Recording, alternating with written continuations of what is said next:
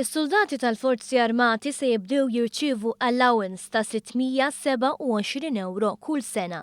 Dan skont miżura mħabbra fil-budget għal din is-sena u li tingħaqad ma' iktar miżuri li saħħew il-kundizzjonijiet għal membri tal-korpi dixxiplinati bħal sħubija fit-trade union.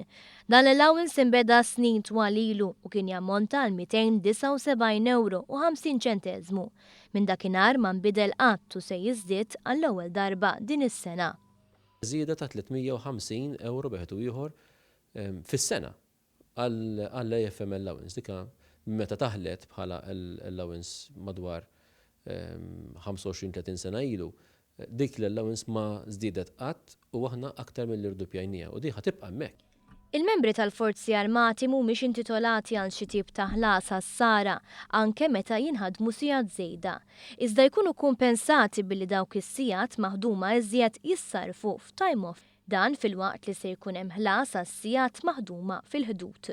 Hekk ġara fil-jiem ta' ċogem u l-Valletta Summit, iżda ma dan huma ħadu wkoll 110 euro f'ċekk li għal ħafna soldati kien sorpriża. Miżura oħra li implementa l-Gvern hija l-allowance marbuta mal-ħiliet tas-soldati. Issa soldat ser jibda jingħata allowance għall-ogħla ħila li jkollu. Il-bidla spjegaw ukoll il-Ministru Carmelo Abela. Kull soldat li għandu trade ogħla jitħallas l-ogħla trade li huwa għandu.